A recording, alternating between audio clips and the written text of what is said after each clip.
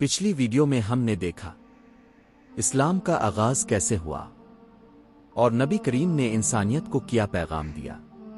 آج کے اس حصے میں ہم جانیں گے نبی کے بعد اسلام کیسے پھیلا، خلافت راشدہ کیا تھی، اور مسلمانوں نے علم اور تہذیب میں کیا کردار ادا کیا۔ 632 عیسوی میں نبی کریم کی وفات کے بعد مسلمانوں کے سامنے ایک بڑا امتحان تھا، لیکن اسلام کسی ایک شخصیت تک محدود نہیں تھا۔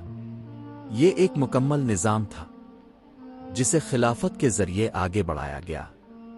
4 عظیم خلفاء نے اسلام کی قیادت کی: حضرت ابو بکر، حضرت عمر، حضرت عثمان، حضرت علی۔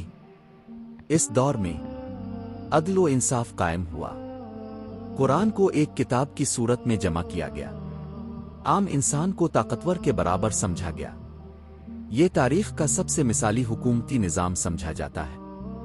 خلافت راشدہ کے بعد اسلام تیزی سے پھیلا۔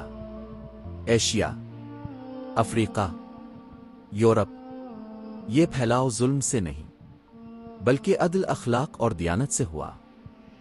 جہاں مسلمان گئے وہاں علم، تہذیب اور انصاف لے کر گئے۔ اسلام نے علم حاصل کرنے کو عبادت قرار دیا۔ مسلمانوں نے سائنس، طب، ریاضی، فلسفہ میں دنیا کی رہنمائی کی۔ یورپ کی یونیورسٹیاں مسلمان علماء کی کتابوں سے سیکھتی تھیں۔ اسلامی تہذیب صرف عمارتوں کا نام نہیں بلکہ اخلاق کا نام ہے، جہاں سچائی تھی، امانت تھی، عدل تھا، رحم تھا۔ اسی کردار نے لاکھوں لوگوں کو اسلام کی طرف مائل کیا۔ اسلام ہمیں آج بھی یہی سکھاتا ہے کہ طاقت کردار میں ہے، نہ کہ ظلم میں۔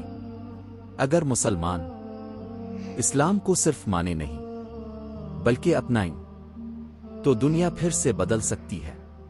یہ تھی اسلام کی تاریخ کا دوسرا حصہ۔ اگر آپ چاہتے ہیں پارٹ 3 زوال مسلم امت آج کا دور، اسلامک گولڈن ایج الگ ویڈیو، تو کمنٹ میں ضرور بتائیں۔ ویڈیو کو لائک کریں اور چینل سبسکرائب کریں۔ مسلم دنیا کا زوال کیوں ہوا؟ علم سے دوری کے نتائج۔ آج کے مسلمانوں کے لیے سبق۔